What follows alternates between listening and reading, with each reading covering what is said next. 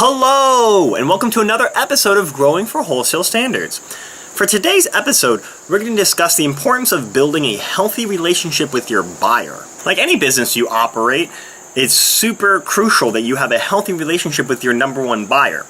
Now, in selling the wholesale markets, you may not even have a relationship with the buyer. For instance, at Appalachian Harvest, most of our growers interact with the aggregator distributor and never have much communication with the final person buying it on the other end. So I just want to take this episode to discuss why it's so important building a healthy relationship with the buyer from a buyer.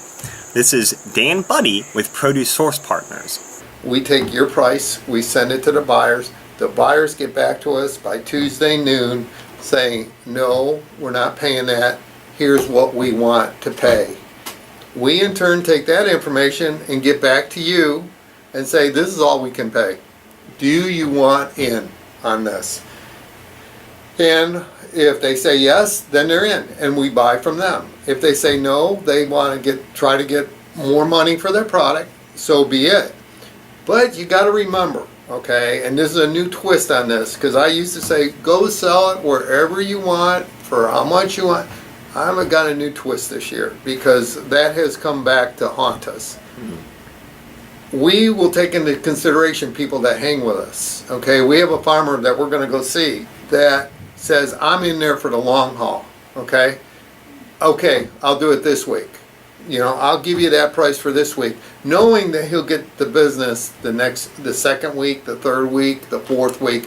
He'll continue to build his business with us. Right now, we're probably one of his largest customers because he says, I know on some things for a week or 2 weeks, I got to take a lower price, but I know in the long run that they'll come back to me. I mean, they'll keep using me. We are to the point now, and I'm sorry to say this, but if a grower does not work with us, we are not going to work with them come down the road. We can't afford to. We've had too many farms this year say, well, you told us to go and get top dollar at somewhere else or do that. And I'm going, why did I even say that? We got to develop loyalties. What we're trying to do here, we're trying to move a lot of produce through here, get it to the retailers, and build the local business. I'll buy from you if you're willing to sell that to me. I mean, we want to help the small grower become a medium-sized grower than a large grower. This year coming up, we did a grading period. What we ordered, what we received. And that's the other thing that we just keeps me here till wee hours. If you say you're going to deliver it to me, deliver it to me. Do not tell me you're going to deliver me 300 tomatoes and you come in with 60. Okay?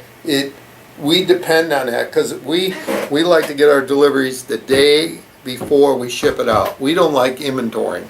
All right? So if I'm ordering 300 tomatoes from you, I expect you to, and you take the order and don't say a word, I expect you to bring in 300 tomatoes.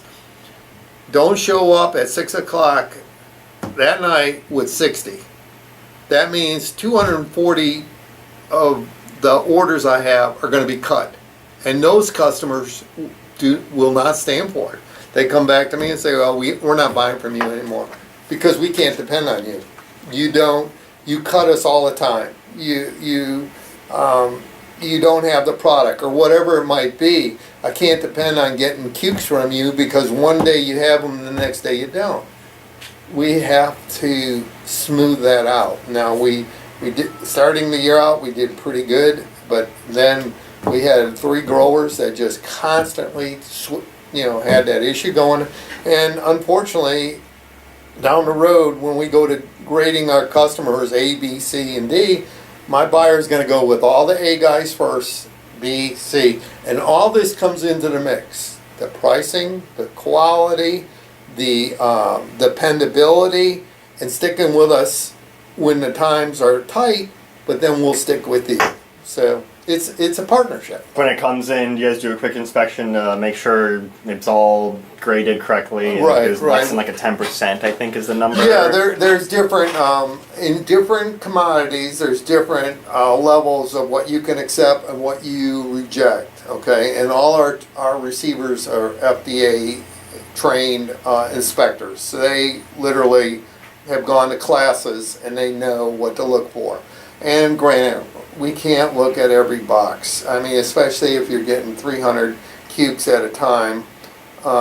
You can look at a few layers and then you go in each pallet. Well, you can't look at every box, and sometimes, you know. Just also just building that trust with the farmer when it reaches your buyer that they open it and don't see that. Yeah. First 10 boxes are good, but under that. Number they call is mine, so you know, that's right. You don't want me to get that call. That's a big part of it. Now, as far as what to grow, I know.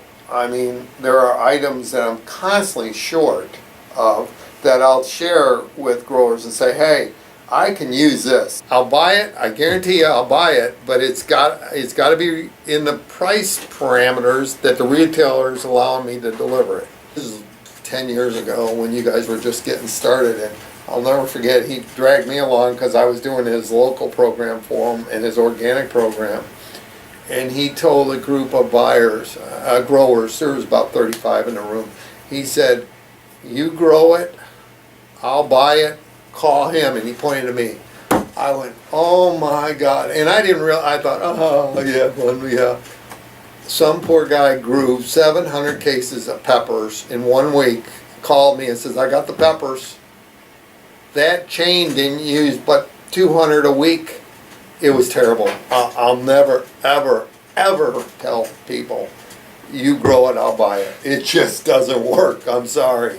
I mean, pricing comes into play, movement, all that stuff. I'm a firm believer in your organization, and I'm a firm believer in our organization that we can get the product delivered directly to the stores for our retailers, and they love it.